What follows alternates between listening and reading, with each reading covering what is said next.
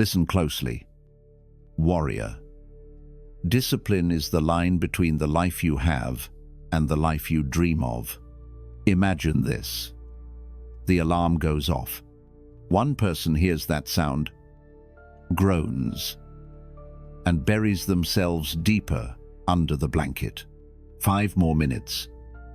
They whisper, convincing themselves it won't hurt. Across the city, another person hears the exact same alarm, but instead of hesitating, they get up, they move their body, they sit in silence, and they face their hardest task before most people have even opened their eyes.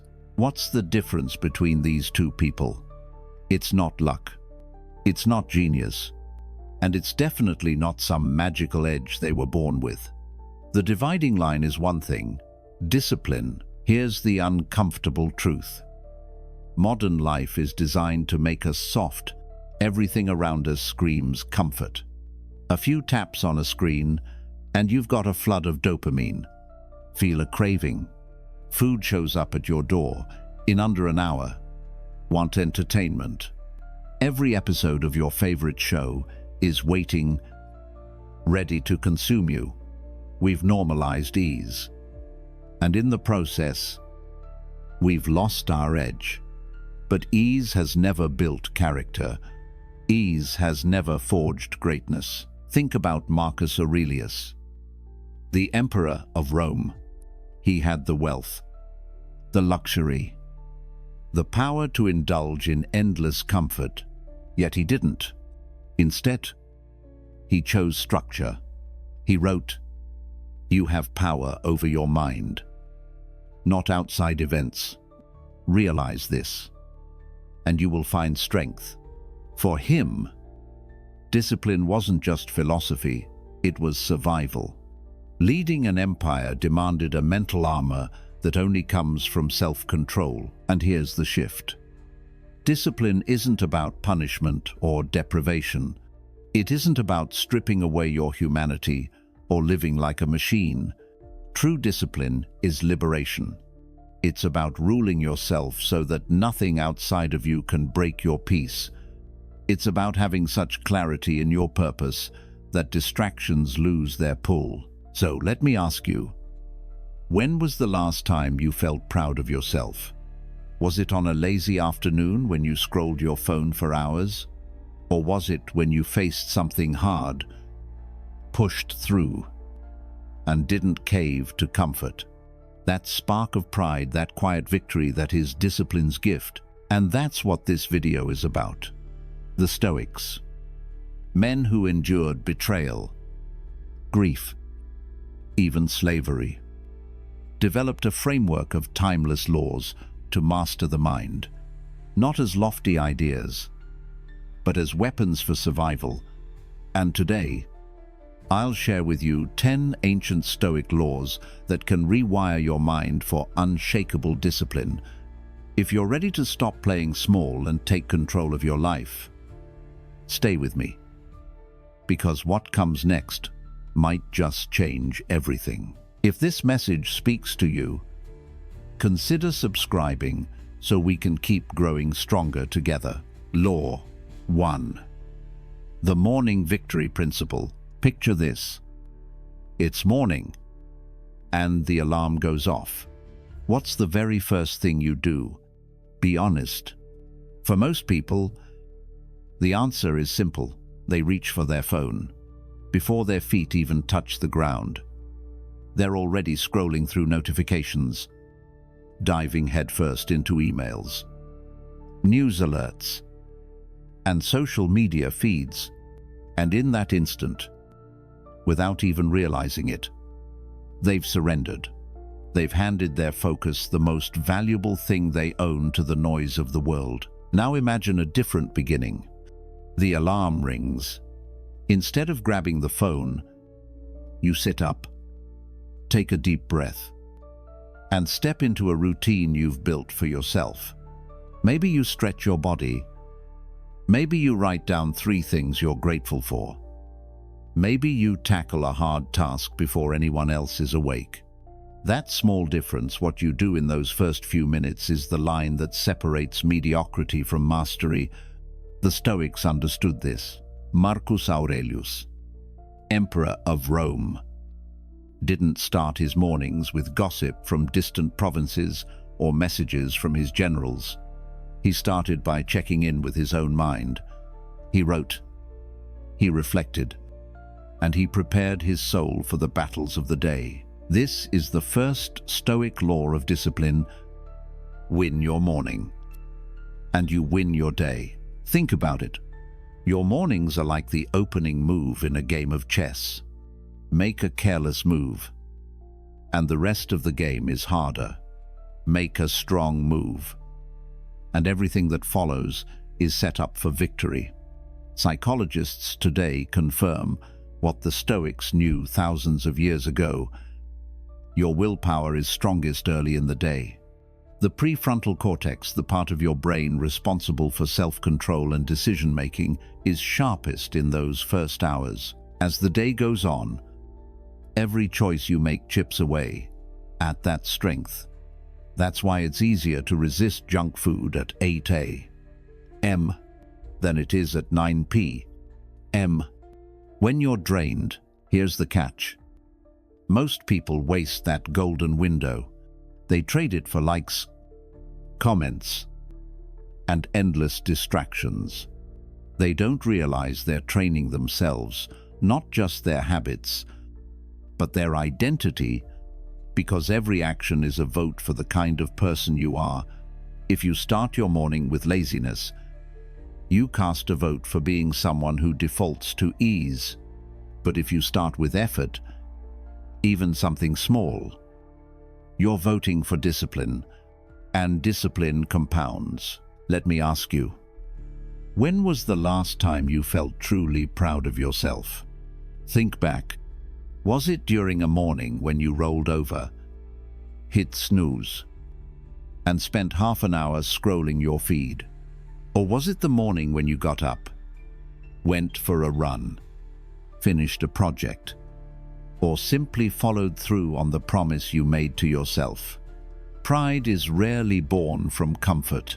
It's born from discipline. And that feeling of pride, that quiet victory, is worth more than any fleeting dopamine rush a screen can give you. The Stoics treated mornings as sacred. Seneca once wrote, "Every new beginning comes from some other beginning's end." The way you begin your day isn't just a routine, it's a declaration of who you are becoming. That first choice you make is like planting a flag. It says, I'm here, I'm awake, and I'm in control. But let's be clear. Winning the morning doesn't mean copying someone else's trendy ritual. It's not about cold plunges at dawn because you saw it on Instagram, or reading exactly 20 pages because some guru said so. Stoicism isn't about imitation, it's about truth. It's about finding what matters to you and aligning your actions with it. Maybe your version of victory is journaling for 10 minutes. Maybe it's a workout. Maybe it's sitting quietly with a cup of coffee and reminding yourself of your values. The action itself is less important than the intention behind it. What matters is that you choose effort over ease, purpose over passivity, and don't expect perfection. Some mornings you'll stumble. Some days you'll oversleep. That's life. The Stoics never claimed discipline meant flawless execution. They believed discipline meant consistency. It's about returning to your rhythm without beating yourself up. Every stumble is part of the training. Think of it like lifting weights. Every rep, even the shaky ones, builds strength. Winning the morning isn't just about productivity. It's about identity. When you wake up early and embrace challenge, you're telling yourself, I'm the kind of person who does hard things. I'm the kind of person who follows through. And over time, that belief becomes unshakable. You don't just act disciplined, you become disciplined. Marcus Aurelius, who led armies and governed an empire, understood this truth deeply. He didn't rise each day, wondering what the world would throw at him. He rose each day reminding himself of who he was, of what he valued, and of how he would face the inevitable chaos. That's the essence of discipline. Not controlling the world, but controlling your own mind. So here's your challenge. Tomorrow morning, before you touch your phone, ask yourself, what's one thing I can do right now that the disciplined version of me would choose? Then do it. It doesn't have to be big. It could be making your bed immediately. It could be a few push-ups. It could be 5 minutes of silence. The action itself is small, but the message is enormous. You're proving to yourself that your word means something. You're showing your subconscious that when you decide, you follow through. And that's how identity is forged. Remember, you don't rise to the level of your goals. You fall to the level of your systems. And your morning system, the habits you repeat every day before the world intrudes, is your foundation. Build that foundation strong, and the rest of your day stands firm. Neglect it, and everything else crumbles. The Stoics believed that character is built in repetition. You don't become disciplined all at once. You become disciplined by winning small battles, over and over, until victory becomes your default. And the first battle, the one that sets the tone for everything that follows, is fought the moment you wake up. Win your morning, win your day, and over time, you just might win your life. Law 2. Emotional responsibility. Imagine this.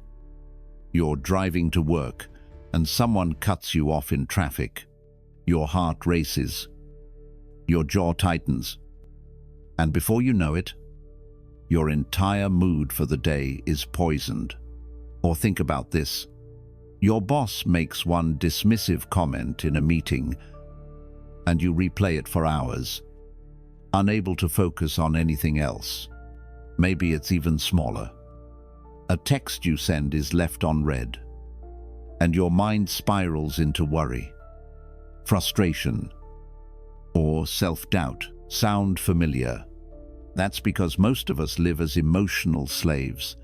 We believe our feelings are automatic. Like storms we can't escape. I can't help being mad. We say, this situation is stressing me out. But the truth, that's not life. That's emotional reactivity. And the Stoics knew better. They taught that between what happens and how you respond, there is always a pause.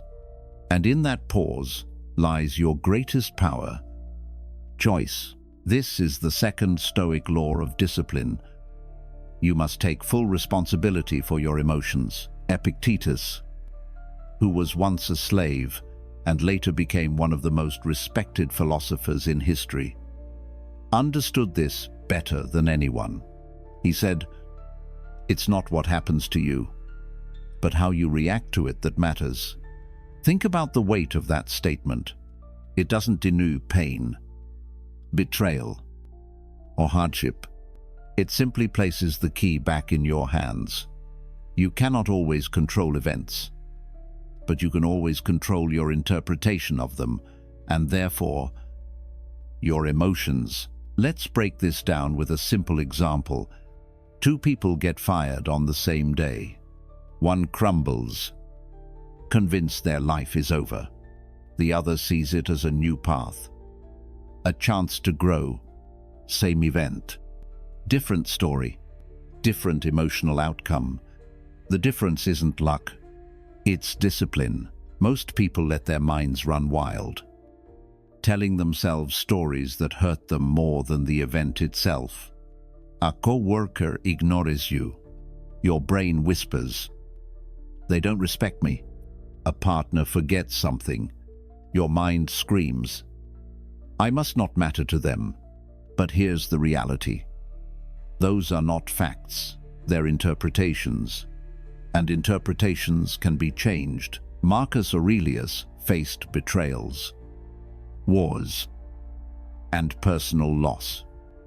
Yet he trained himself to pause, to question, to reshape the story in his mind.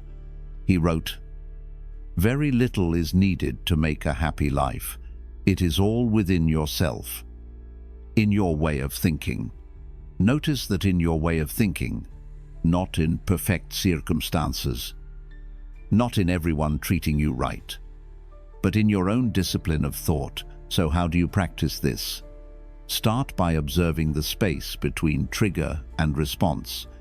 The next time anger rises, pause and ask, what story am I telling myself here? The next time anxiety grips you, explore, what assumption about the future am I making? This isn't about ignoring your feelings. It's about guiding them. Instead of letting them guide you, feel anger, yes, but don't lash out. Feel sadness, yes, but don't let it consume your entire day. The Stoics weren't robots. They didn't reject emotions. They simply refused to be ruled by them.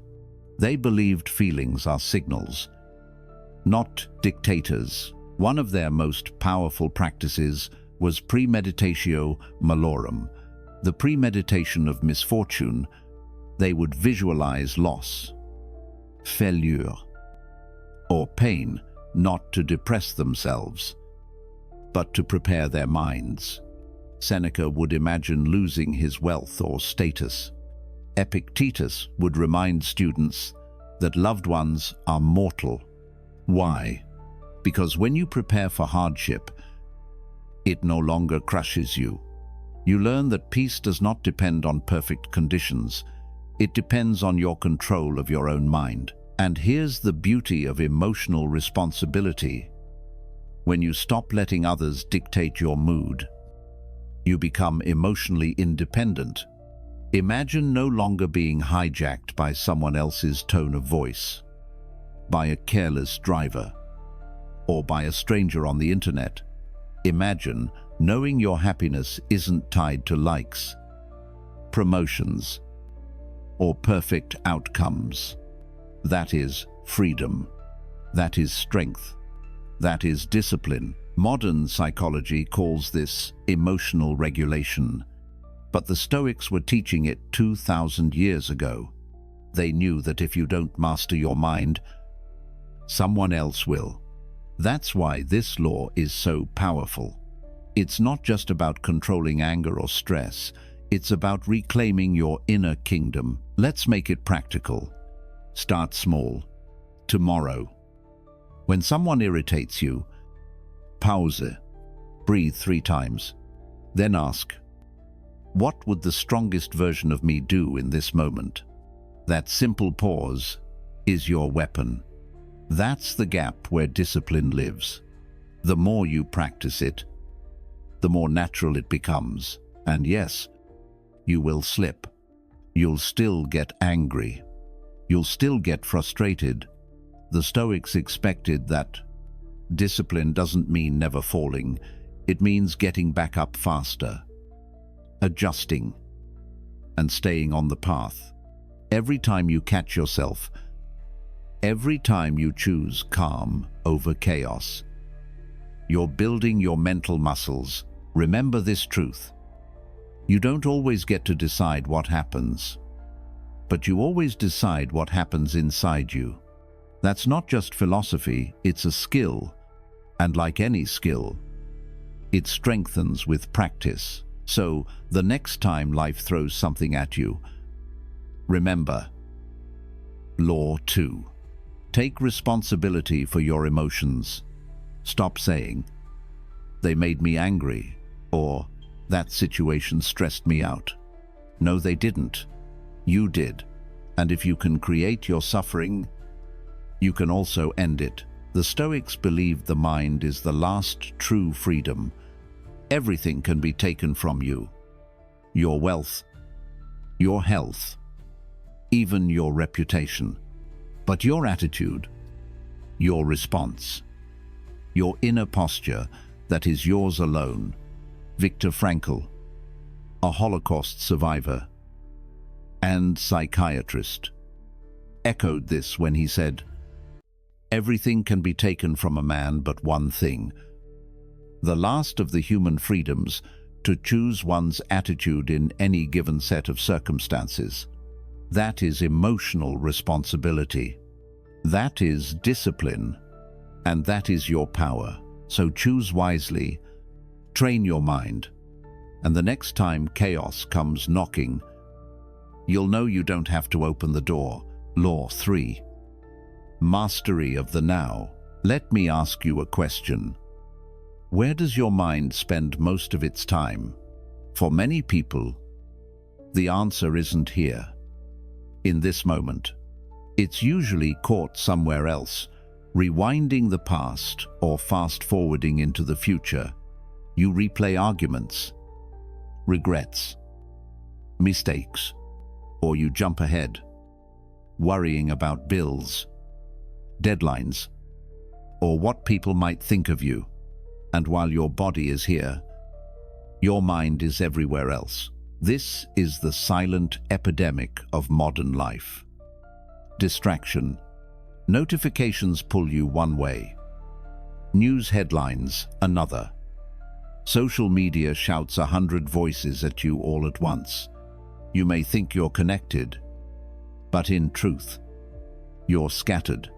And when your attention is fractured, discipline becomes impossible. The Stoics saw this problem long before smartphones. Marcus Aurelius wrote, "Confine yourself to the present." 4 simple words, but a life-altering principle, because life only exists in one place right now. The past is gone. The future isn't guaranteed. The present is the only space where choice and action truly live. This is the 3rd Stoic law of discipline. Master the present, and you master your life. Think about it. How many moments have you missed because you weren't really there? Maybe it was a dinner with your family where your mind was still at work, or a workout where your thoughts were lost in tomorrow's problems, or even a quiet morning where you were so glued to your phone that you didn't notice the sun rising outside your window. These moments slip by, and you can't get them back. Psychologists today call this flow that state when you are fully absorbed in what you're doing. Time seems to slow down. Distractions fade, and you feel alive. The Stoics had their own word, prosos, total attention to the present. They knew that when your focus is rooted in the now, your clarity sharpens, your emotions stabilize, and your actions improve. But here's the tension. Our world is designed to steal your attention. Entire industries spend billions engineering apps, ads, and entertainment that hijack your mind. They don't just want your money, they want your focus. Because your focus is your life. If you don't learn to control it, someone else will. So how do you take it back? Start with awareness. Notice when your thoughts drift into the past or leap into the future. When you catch yourself replaying a mistake, pause and remind yourself, that event no longer exists. The only thing that matters is what I choose right now. When you feel anxiety about the future, remind yourself, that moment hasn't come. The only moment I can influence is here. Marcus Aurelius practiced this daily in his meditations. He wrote, "Do not let your imagination be carried away by the future, or your mind be crushed by the weight of the past. Live each moment as if it were enough." Let's make this real with a simple exercise. Right now, wherever you are, pause, look around. Notice the details, the way the light hits the wall, the sound in the background, the feeling of your breath moving in and out. For that brief moment, you were here, not lost in memory. not consumed by fear, but present. That is mastery of the now. And here's what's powerful. Presence isn't just about peace, it's about strength. Fear only exists when your mind jumps ahead into imagined threats. Regret only exists when your mind rewinds to things you can't change. But when you stay rooted in the present, fear dissolves. Regret disappears, and you become untouchable. The Stoics were not naive. They didn't deny that life is hard, that pain is real. But they refused to let the mind amplify that pain by living outside the moment. They trained themselves to come back, again and again, to the only space where strength can be built right here. Now you may be thinking, but isn't it smart to plan for the future? Of course, planning has its place. But there's a difference between preparing for tomorrow and being imprisoned by it. The disciplined mind plans intentionally, then returns to now. The undisciplined mind never leaves tomorrow. It lives in constant anxiety. Let me ask you, how many of your worries ever actually happened? How many sleepless nights were wasted, imagining disasters that never came? The Stoics would call that madness, suffering twice. Once in imagination and once in reality. Why live the pain of the future before it even arrives? Instead, discipline yourself to ask this question. What is the most important thing I can do right now? Not tomorrow, not next week, right now. That simple question cuts through chaos like a blade. It anchors you to the present. It brings clarity back into your mind. Here's another practice. Be fully engaged in whatever you're doing. If you're eating, taste the food. If you're walking, feel the ground beneath your feet. If you're speaking to someone, give them your full presence instead of half listening while your mind races elsewhere. This isn't fluffy mindfulness. This is Stoic discipline. It builds strength through focus, and like any skill, presence grows with training. Every time you catch your mind drifting and gently pull it back, you're doing a rep in the mental gym. Every time you choose to focus on what's in front of you, instead of escaping into distraction, you're strengthening your attention muscle. Over time, this becomes who you are. Someone steady, clear, and unshakable. The Stoics called this state ataraxia, a calmness of soul. It doesn't come from escaping life. It comes from being fully in it, from saying, "This moment is enough. I will meet it with discipline." So here's your challenge. Today, when your mind starts spinning about yesterday's mistakes or tomorrow's problems, stop, breathe, ask yourself, what is happening right now? What is required of me here? And then do that. One choice at a time, one moment at a time, because here's the truth. Life is not lived in memories or in dreams. Life is lived in moments. And if you don't master the now, you miss your own life while it's unfolding. The Stoics knew this secret. Happiness, peace, and strength are not waiting for you in some distant future. They are here, right now, if you choose them. And that choice, the discipline of attention, is yours to make. So, master the present, master the now, and you will master yourself. Law 4. Turning obstacles into breakthroughs. Life never goes the way we plan. You felt it. I felt it, everyone has. You start a project, and suddenly the deadline changes. You train for months, and an injury sidelines you. You build a relationship, and betrayal cracks it apart. The natural reaction: frustration, anger, despair. Most people see obstacles as stop signs, signals that they're not meant to continue. But the Stoics flipped this perspective entirely. To them, obstacles weren't walls. They were weights. They existed not to block you, but to strengthen you. Marcus Aurelius, leading an empire through war, plague, and betrayal, wrote a line that has echoed for centuries. The impediment to action advances action. What stands in the way becomes the way. Read that again. The thing you think is stopping you, that's the very thing shaping you. This is the fourth Stoic law of discipline. Every obstacle is an invitation to grow stronger. Think about how a muscle grows. It doesn't grow by staying comfortable. It grows by strain, by being pushed beyond what's easy. Character is the same.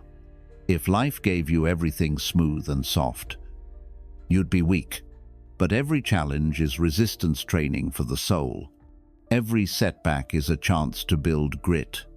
Every loss is a lesson in resilience. Let's be honest. Most of us react to obstacles like victims. We ask, why me? Why can't things just go smoothly? That's the undisciplined mind speaking. The disciplined mind asks different questions. What is this moment trying to teach me? How can this experience sharpen me? How can this be used? Notice, this isn't fake positivity. The Stoics never pretended that pain wasn't painful. They never denied grief, or loss, or hardship. They simply refused to waste it. They saw every wound as a classroom. Epictetus put it bluntly, we don't control what life throws at us, but we absolutely control how we handle it. Let me give you two pictures. First, imagine an entrepreneur rejected by dozens of investors. The undisciplined view says, it's over. The disciplined view says, each no refines my pitch, clarifies my vision, and strengthens my resolve. Rejection isn't the wall, it's the map. Second, picture an athlete suffering a devastating injury. They could quit, or they could use recovery as training, learning patience, mental strength, and returning even sharper. The injury isn't the end. It becomes the forge that builds their future strength. The Stoics had a phrase for this mindset. Amor fati, love of fate. Not just accepting what happens, but embracing it as fuel. What if the thing you dread is actually preparing you for the very life you want? What if the storm isn't against you, but shaping you? That's amor fati. Here's the shift. Stop asking, why is this happening to me? Start asking, how is this happening for me? Change. This is terrible too. This is training. Change. I can't handle this too. This is preparing me for more. When you think like this, fear fades. Setbacks lose their sting. You begin to see obstacles not as interruptions, but as the path itself. And let's be real. The struggle you're facing right now, it's not separate from your journey. It is your journey. The discipline, the strength, the wisdom you're craving, they're forged in the fire of difficulty. You don't become capable of handling your dream life without first carrying the weight of challenges. Modern psychology echoes this with the idea of post-traumatic growth, the phenomenon where people emerge from hardship not just surviving, but stronger, wiser, and more purposeful. The Stoics were teaching this 2,000 years ago. Struggle isn't just something to endure, it's something to be transformed by. So how do you apply this law in daily life? Start with a simple reframe. The next time something goes wrong, instead of, this is the worst, say, this is my training. The next time you hit a delay, ask, what is this moment building in me? Keep a journal of your obstacles, and next to each one, write what it taught you. Soon you'll see the pattern. The things you thought were breaking, you were actually building you. And don't forget, discipline doesn't mean you won't feel the weight. It means you'll carry it differently. Yes, you'll hurt. Yes, you'll be tired. But instead of collapsing, you'll rise under it. You'll see yourself becoming someone who bends but doesn't break. The Stoics believed in a rational universe that events carry meaning, even if hidden. Whether or not you share that belief, acting as if it's true gives you power. Because if every obstacle has a lesson, then you are never a victim. You're always a student. And students grow. Think about this. The people you admire most, the leaders, the heroes, the mentors, they didn't become who they are because life was easy. They became who they are because life tested them, and they chose discipline over despair. The same opportunity exists for you. So the next time life blocks your path, remember Law 4. Don't curse the weight. Lift it. Don't complain about the wall. Climb it. Don't resist the obstacle. Become the kind of person who transforms it, because the obstacle isn't outside your path. The obstacle is your path. Law 5. Choosing hardship on purpose. Most people design their entire lives around avoiding discomfort. They want the perfect temperature, the softest mattress, the tastiest food, the most convenient path. And on the surface, it makes sense. Who wouldn't want comfort? But here's the paradox. The more comfort you chase, the weaker you become. The softer your routines, the less prepared you are when life throws something sharp and unexpected. The Stoics saw this trap clearly. They believed that true strength doesn't come from indulging comfort, but from practicing hardship, not because suffering is fun, but because it trains you to be unshakable when real challenges arrive. This is the 5th Stoic law of discipline. Voluntary discomfort leads to real strength. Seneca, one of the wealthiest men in Rome, had everything he could possibly want, yet he practiced sleeping on hard floors, eating bland meals, and wearing rough clothes. Why? He wanted to remind himself that he could lose it all and still be fine. He called this premeditatio malorum, the premeditation of misfortune. By rehearsing loss, he reduced fear. By embracing discomfort, he built resilience. Think about it. Every meaningful skill you've ever learned came through some form of hardship. Reading wasn't easy. At first, you had to strain your brain to decode symbols into meaning. Driving was stressful when you started, your hands sweaty, your body tense. Even having difficult conversations stretched your emotions and courage. Growth always rides on the shoulders of discomfort. Yet most people treat hardship like poison. They avoid it at all costs. They think comfort is the goal. But comfort is the enemy of discipline. It lulls you, weakens you, and enslaves you to ease. The truth: if you want to be comfortable during chaos, you must practice discomfort when the stakes are low. If you want to stay calm in the storm, you must train in the rain. Modern science backs this up.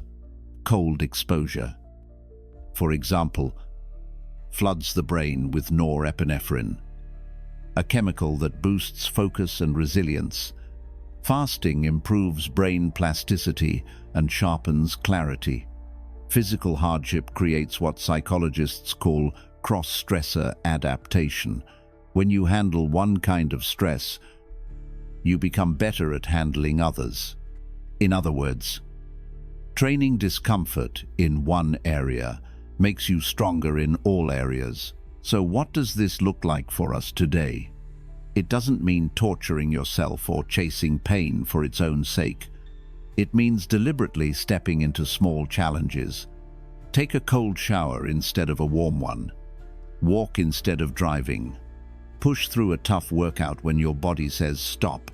Skip a meal and learn that hunger won't break you. Sleep on the floor once in a while, just to remember what you're capable of. These aren't punishments. They're practice. They're reminders that you are stronger than you think, and that your peace doesn't depend on conditions being perfect. Epictetus put it best. Freedom is not achieved by satisfying desires, but by eliminating them. Think about that. Freedom isn't in getting more. It's in needing less. The less you depend on comfort, the more powerful you become. Here's the twist. The more you train discomfort, the less it scares you. What once felt unbearable becomes normal. What once felt impossible becomes manageable. You stretch your tolerance, and suddenly you have more room to operate. While others panic at the first sign of struggle, you breathe and adapt.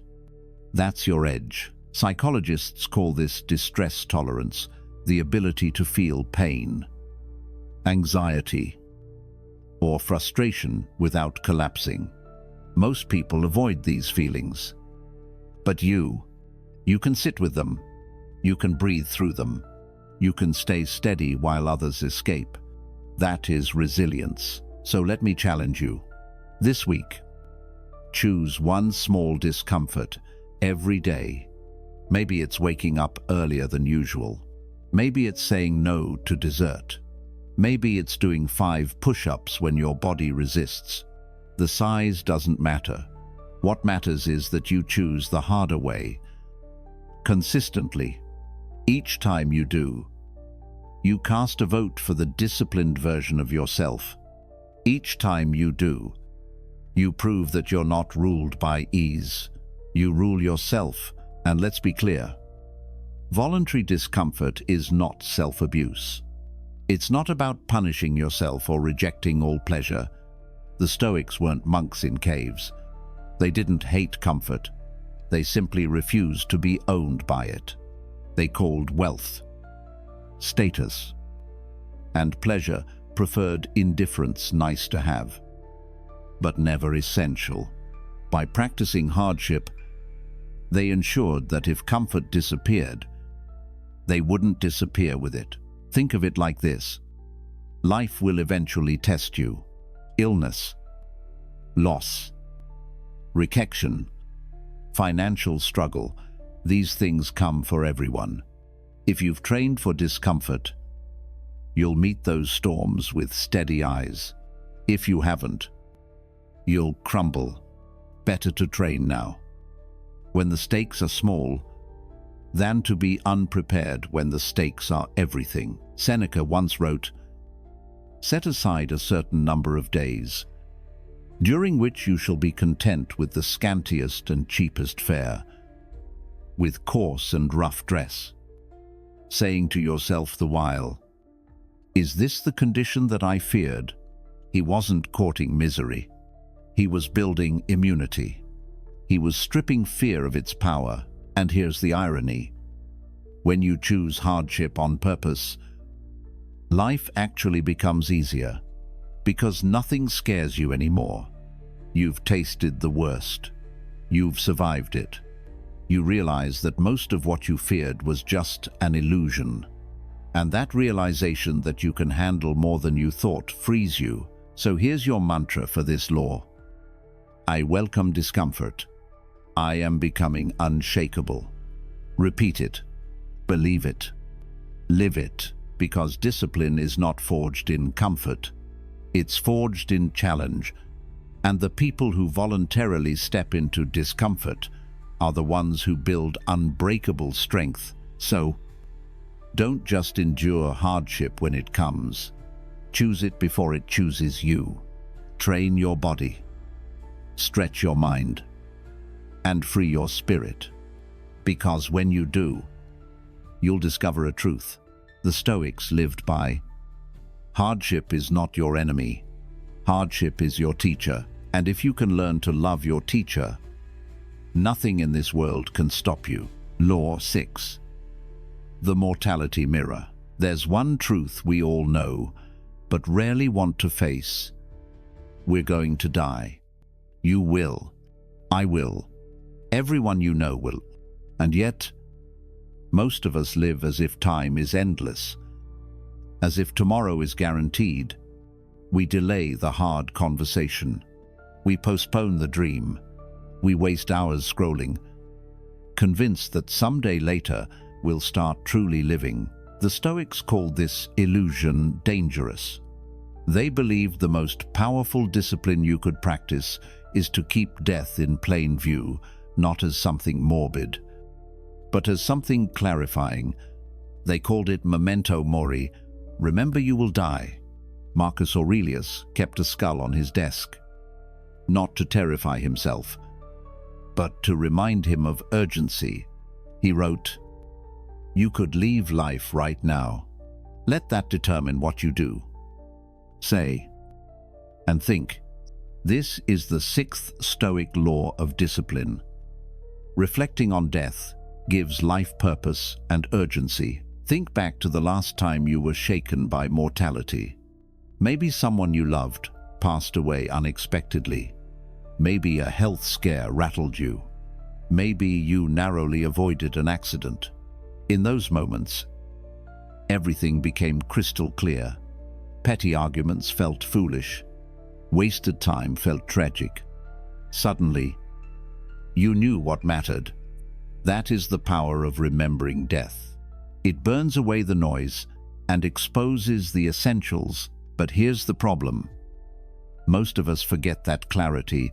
As soon as normal life resumes, we fall back into distraction, wasting days as if we have an infinite supply. We don't. Time is the most precious currency you'll ever own. Once it's spent, you don't get it back. Seneca said it perfectly. It is not that we have a short time to live, but that we waste much of it. So how do we use this law? By practicing death reflection as a discipline, not to paralyze us, but to free us. Imagine beginning your day with this thought. If this were my last day, how would I live? Suddenly, the things that don't matter fall away. Gossip, grudges, endless scrolling, they lose their grip. And what rises instead? Love, courage, presence. Steve Jobs once said, "Remembering that I'll be dead soon is the most important tool I've ever encountered to help me make the big choices in life." Why? Because death strips away the illusion of having something to lose. It reveals that the only real loss is living a life unlived. When you reflect on mortality, you argue less. Your energy is too precious. You take bolder steps. Because time is too short to play small, you show up more fully in conversations. Because you realize they might be the last, you stop postponing the project, the book, the trip, the dream, because you finally see later is not promised. The Stoics weren't obsessed with death. They were obsessed with life. They understood that fearing death is really fearing regret, fearing that at the end, you'll look back and realize you never truly lived. Memento mori cuts through that fear. It wakes you up. It forces you to use your time wisely. Seneca practiced this every night. He would ask himself, how did I use today? Did I honor my values? Was I guided by purpose? This wasn't self-punishment. It was alignment. He knew his greatest wealth wasn't gold, it was time. And he wanted a return on that investment. So here's your challenge. Start small. In the morning, remind yourself, I could do today, not to panic, but to focus.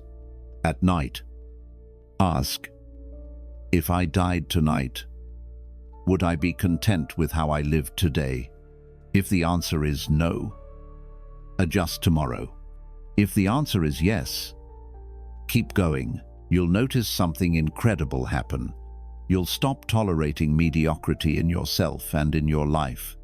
You'll stop giving your best hours to things that don't matter.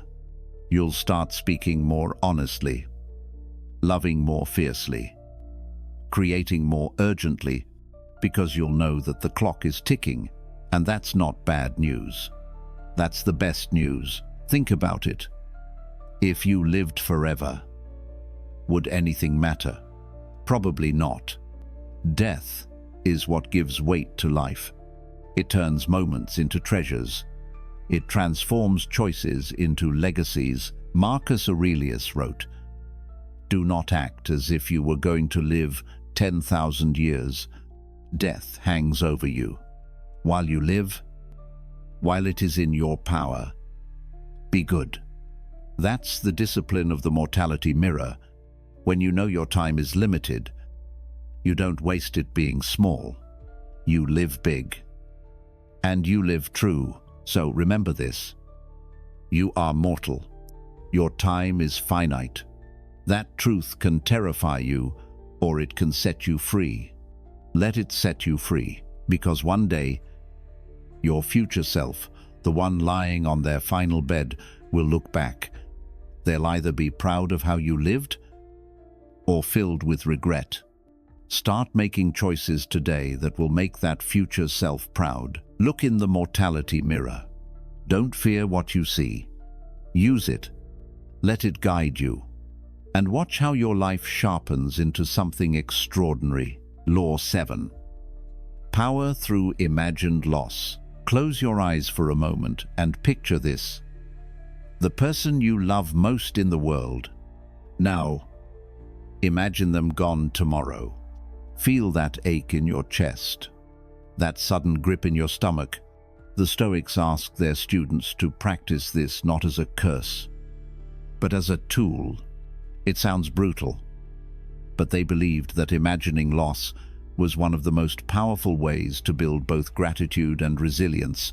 They called it premeditatio malorum, the premeditation of misfortunes. And this is the 7th Stoic law of discipline. Envisioning loss builds appreciation and mental strength. At first, this practice feels dark.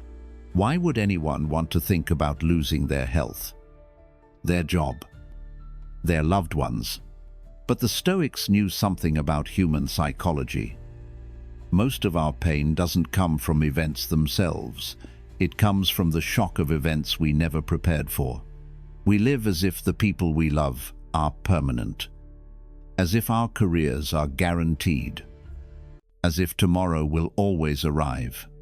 And then, when life proves us wrong, we shatter. Epictetus told his students, "When you kiss your child goodnight, whisper to yourself, they may not wake tomorrow." He didn't say this to strip love from life. He said it to deepen it. Because when you realize that what you love could vanish, you stop taking it for granted. You look at your child, your partner, your parents, your friends, and suddenly, the ordinary becomes sacred. Every hug matters more. Every conversation feels urgent. Every moment shines brighter. Think about your own life. How many times have you rushed through a meal, half distracted, barely acknowledging the person sitting across from you? How many times have you hung up the phone without really listening, assuming you'd have infinite chances later? Premeditatio malorum destroys that illusion. It reminds you, this could be the last time, and in that reminder lies the gift of gratitude. But the practice doesn't just make you more grateful, it makes you stronger. Because when you mentally prepare for loss, you are rehearsing resilience. You're telling your mind, Even if the worst comes, I will endure. I will rise. Most people crumble because they never considered the possibility of hardship. They live in denial until life forces them into reality. The Stoics preferred a different path. Meet reality early. Train for it before it arrives. Consider a soldier. Who is more prepared? The one who only imagines victory, or the one who has rehearsed ambushes, injuries, and retreats clearly? The second. Why? Because they won't be surprised. They've already seen it in their mind. They've already decided how they'll respond. That's what premeditatio malorum gives you, the ability to meet life's blows without shock. Modern psychology calls this building your psychological immune system. Just as your body strengthens by being exposed to stress, your mind strengthens by rehearsing adversity. Studies even show that people who reflect on loss or death regularly report higher levels of gratitude, calmness, and resilience. It's as if the Stoics were early scientists of the soul. But let's be clear. This isn't about wallowing in worst-case scenarios. It's not about spiraling into fear. The undisciplined mind imagines disaster and panics. The disciplined mind imagines disaster and plans. One creates anxiety. The other creates strength. So how do you practice this? Set aside a few minutes each week. Choose something meaningful in your life, a possession, a relationship, your health. Imagine losing it. Let yourself feel the sting. And then, instead of despairing, ask, if this were gone, how would I rise? What lessons would I carry? What new strength would I find? Don't stop at the pain. Envision your response. Envision your resilience. And when you return from that exercise, something shifts. Suddenly, your home isn't just four walls. It's a blessing. Your morning coffee isn't routine, it's a gift. The laugh of someone you love isn't background noise, it's treasure. By imagining loss, you multiply appreciation. By rehearsing hardship, you multiply strength. Marcus Aurelius put it this way: loss is nothing but change, and change is nature's delight. Everything in life is temporary. Our jobs, our possessions, our relationships, even our bodies. To cling is to suffer. To accept impermanence is to be free. Think of a tree in the wind. The rigid tree that resists every gust breaks. The flexible tree that bends survives. That's the power of premeditatio malorum. It makes you flexible. It teaches you to bend without breaking, to lose without being destroyed, to face the storm with steady eyes. Now, let me ask you, how different would your life look if you lived this way? If you valued every moment as if it could be the last? If you trained yourself to meet any loss with dignity? How much deeper would you love? How much stronger would you be? Remember, this law isn't about gloom. It's about preparation. It's about saying, yes, I may lose, but when I do, I will rise. And until that day comes, I will cherish every second. That's emotional independence. That's resilience.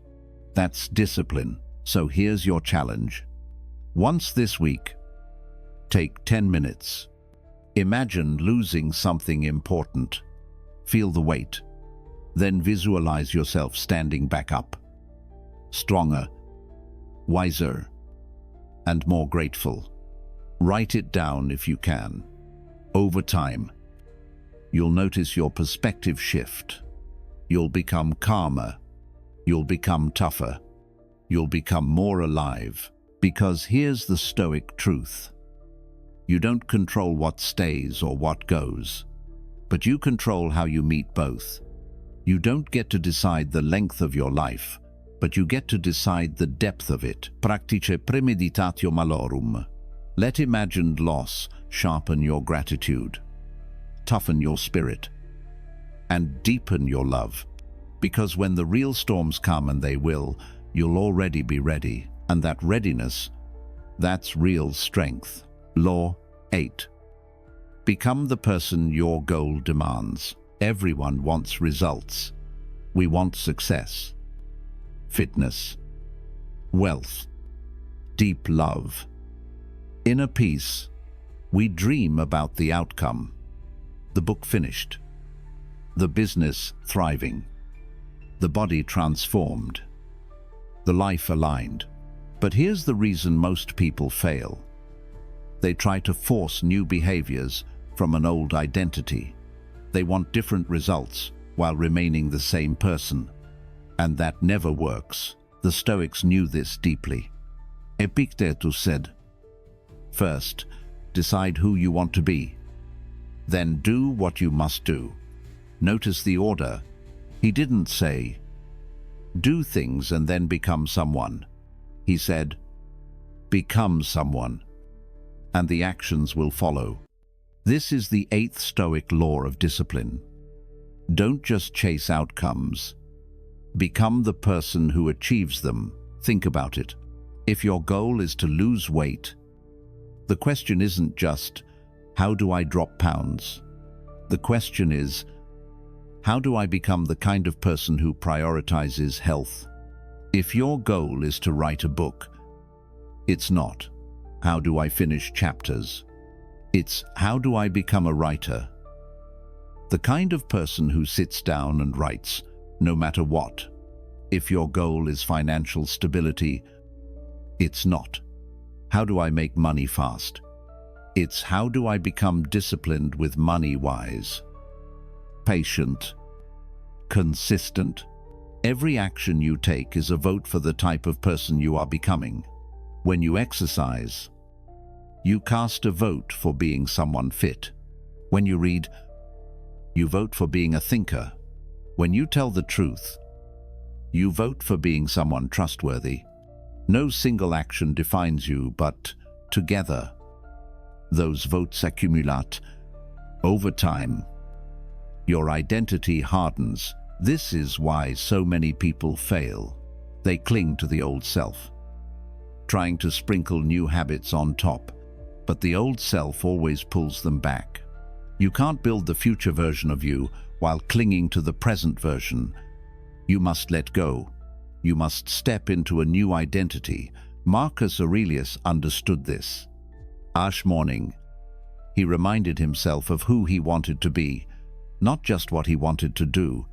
He wrote, "Waste no more time arguing about what a good man should be. Be one." That's identity. He wasn't aiming at an outcome. He was embodying a role. So let me ask you, who do you want to become? Not what do you want to have, but who do you want to be? Brave, disciplined, calm, generous, creative. Once you answer that, the path is clear. Do what that person would do.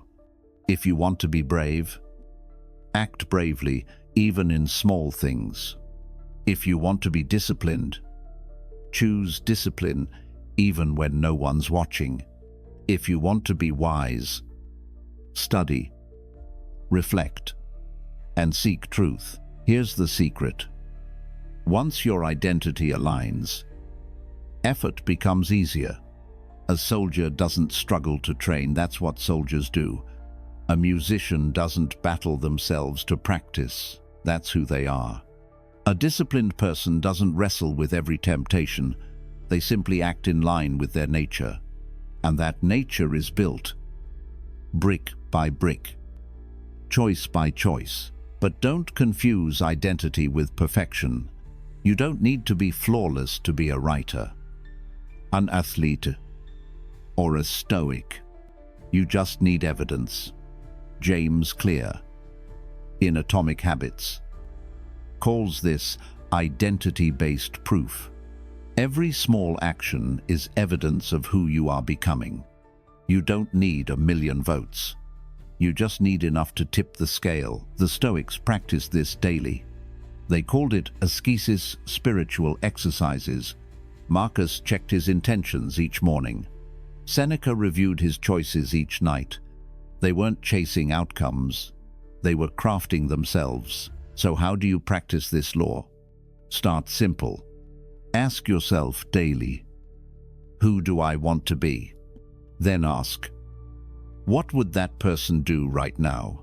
If you want to be healthy, maybe that person skips soda and drinks water. If you want to be disciplined, maybe that person wakes up on the first alarm. If you want to be courageous, maybe that person has the tough conversation instead of avoiding it. Small, consistent acts add up to identity, and here's the beauty. You don't need to wait for results to feel the shift. The moment you act as your future self, you trusted it. You realize, I am becoming that person. Right now. That's motivating. That's empowering. Think of it this way. Your goals are like destinations on a map, but identity, that's the vehicle. Without it, you'll never arrive. Goals define where you want to go. Identity determines whether you can get there. The Stoics also warned, don't just chase titles or appearances. Don't aim to look like a Stoic. Aim to be one. Don't aim to appear disciplined. Aim to live discipline. Because the world doesn't need another actor. It needs people of substance. So here's your challenge. Stop saying, I want to achieve this. Start saying, I want to become this. Then live it. Every day. With every choice. Because in the end, the life you want is not waiting for you out there. It's being built in here. In the person you are becoming. Epictetus said, don't explain your philosophy. Embody it. The world doesn't care about your goals. It cares about your character. And when you transform your identity, outcomes will follow naturally. So become the person your goal demands. Build the identity first, and then the results will chase you. Law 9. Build the process, not just the prize. Picture this. Someone sets a New Year's resolution. They want to lose weight, write a book, or start a business. The first week, they're fired up. The second week, their energy dips.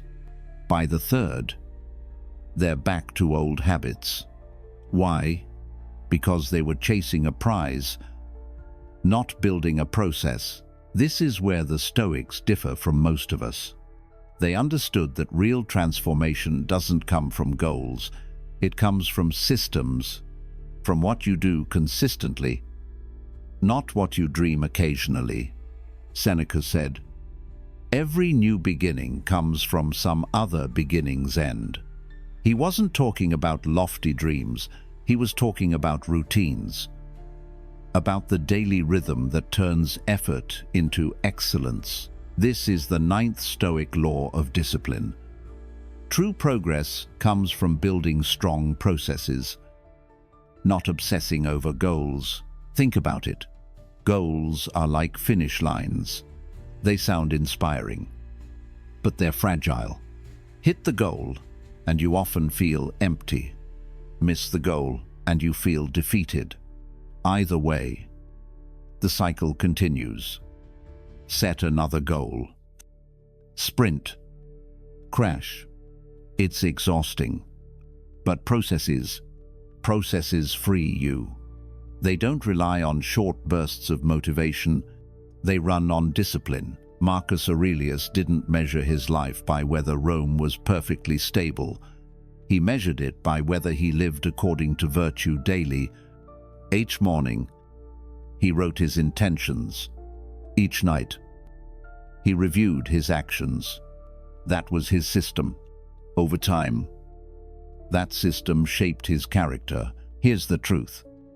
You don't rise to the level of your goals. You fall to the level of your habits. Want to lose weight? Stop obsessing over the scale. Build a process. Move your body every day. Cook more meals. Go to bed on time. Want to write a book? Don't fixate on the finished manuscript. Build a process. Write for 20 minutes daily. Edit weekly. Study regularly. Want to become disciplined? Don't just dream about being unshakable. Build a process. Wake up consistently. Reflect often. Choose discomfort intentionally. The beauty of process is that it compounds. One push-up today may mean nothing, but daily push-ups for a year. Transformation. One page written today may feel small, but one page a day for a year. A book. One moment of choosing patience today.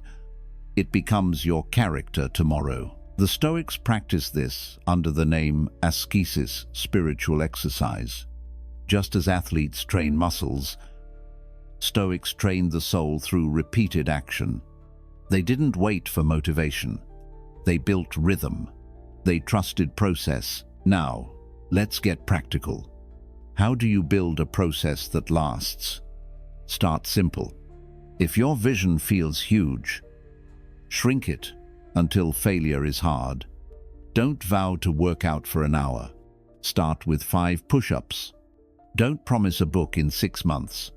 Commit to 1 page. Don't plan an hour of meditation. Start with 3 deep breaths.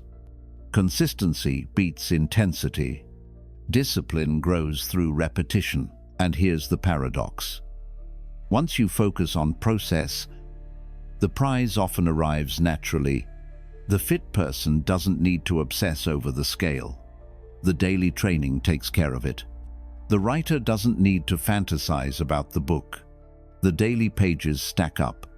The Stoic doesn't need to declare, "I am disciplined." Their actions, repeated, prove it. Think of goals as destinations and process as the road.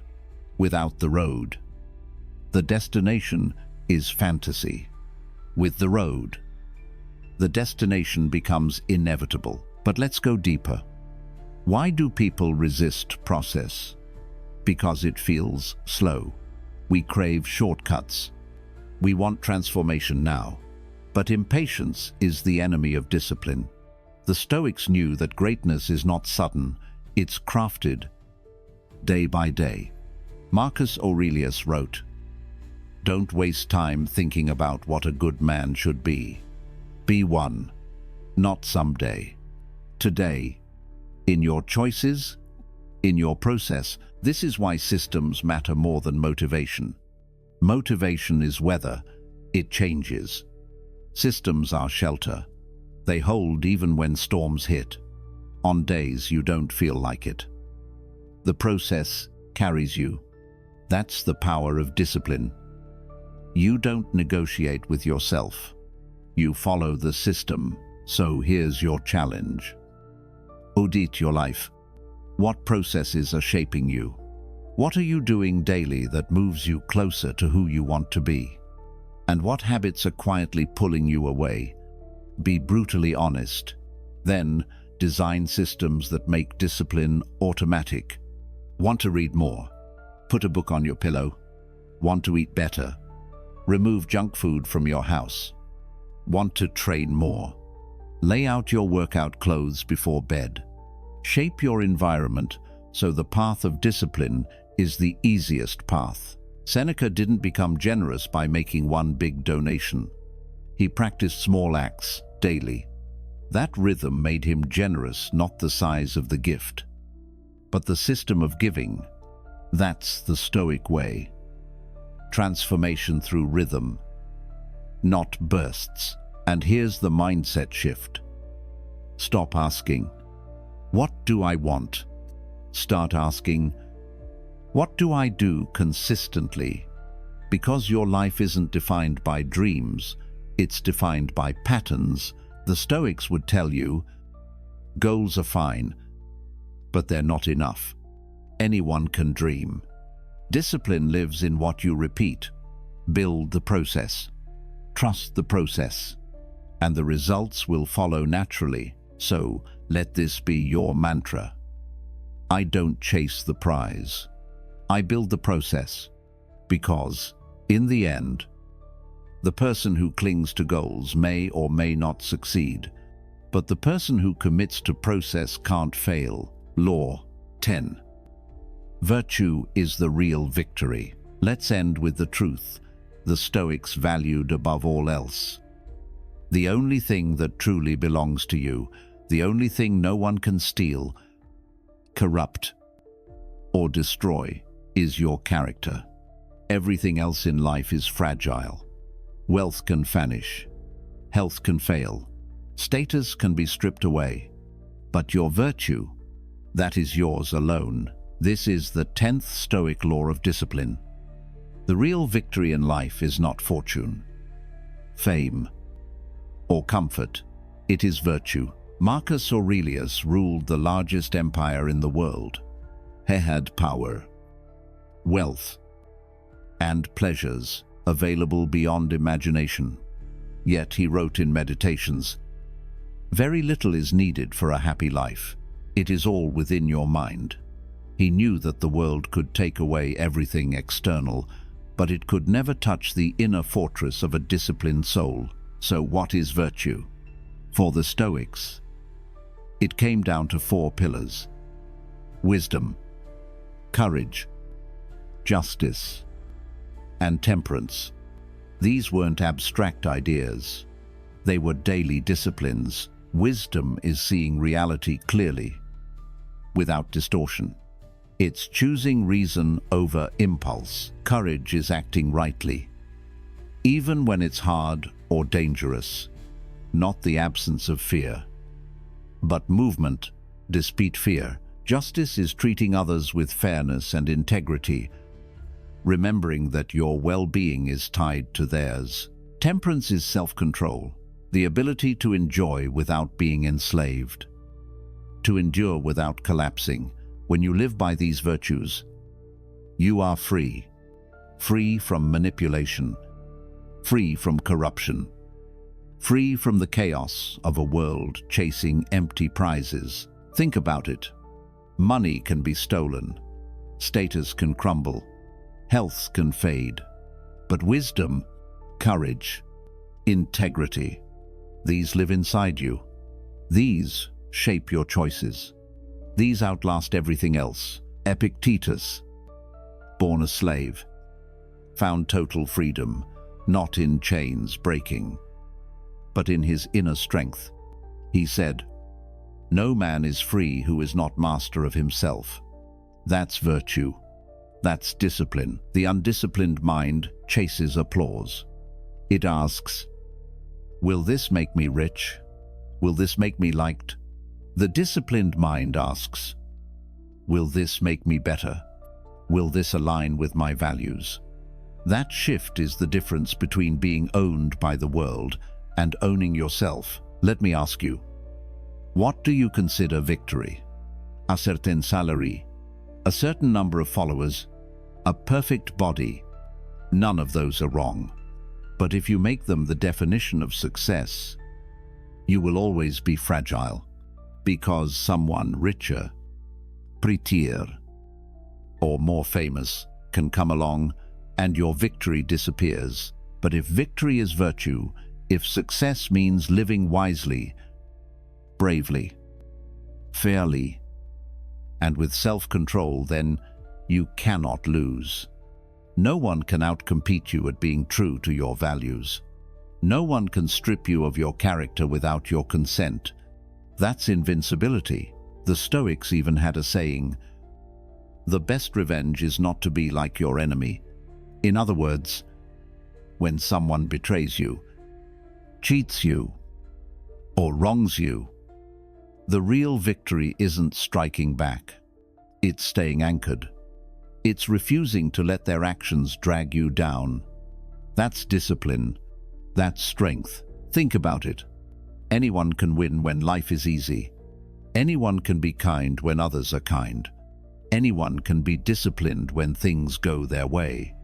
But when life squeezes you, when betrayal, loss, or hardship press against your soul, that's when virtue reveals itself. That's when real victory is earned. So how do we practice this law? By shifting the scoreboard. Stop measuring your life by external trophies. Start measuring it by internal alignment. Ask yourself daily, did I act with wisdom today? Did I face my fears with courage? Did I treat people with fairness and respect? Did I practice self-control? Or did I let cravings rule me? If you can answer yes, even imperfectly, you are winning. Because those are the victories that last. And here's the beauty. When you focus on virtue, the externals often follow. Wise people often find success. Courageous people often inspire others. Just people often build strong communities. Temperate people often live healthy, balanced lives. But those are side effects, not the point. The point is becoming untouchable inside. Seneca said, "A good character, when established, is not easily overthrown." That's what you're building.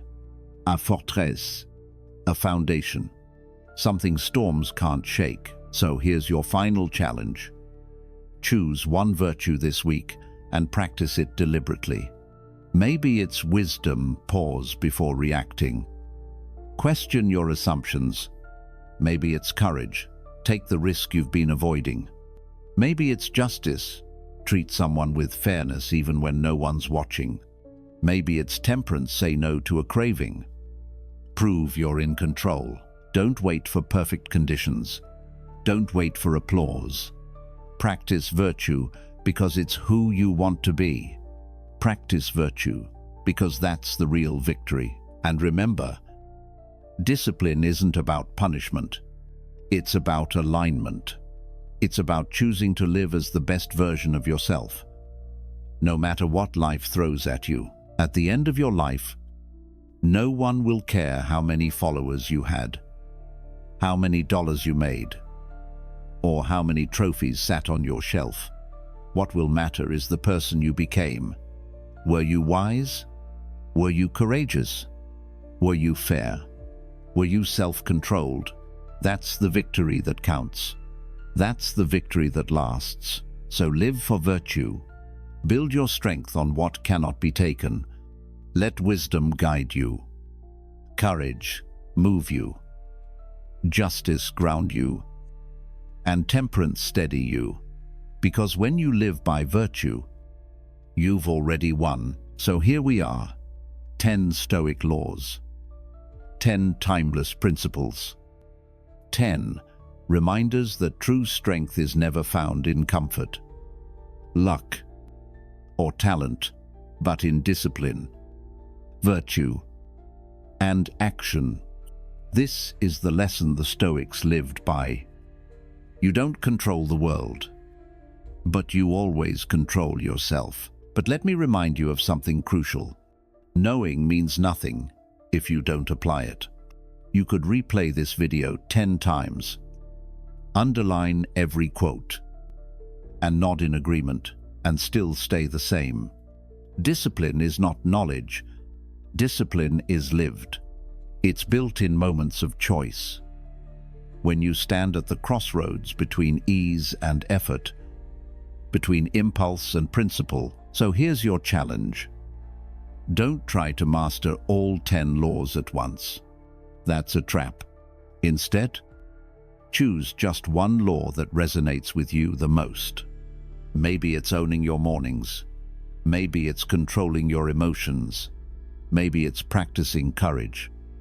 Or focusing on the present. Pick one, then commit to living it. Intentionally. For the next 30 days, don't aim for perfection. Aim for progress. Some days you'll stumble, That's okay. Discipline isn't about never falling. It's about always rising. Each time you choose effort over ease, you grow stronger. Each time you return to the path, you prove to yourself that you're not fragile. You're becoming unshakable. And as you do this, remember these words. You're stronger than you feel, more disciplined than you realize, and more capable than you've ever been told.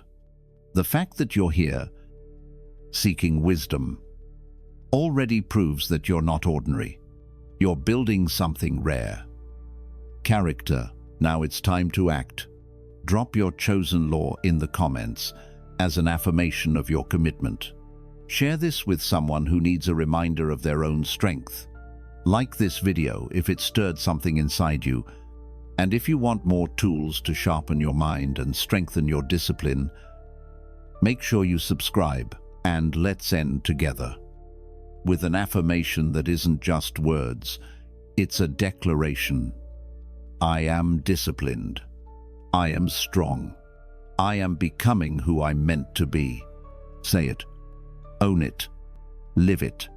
Because when you do, you're not just watching another video, you're rewriting your story.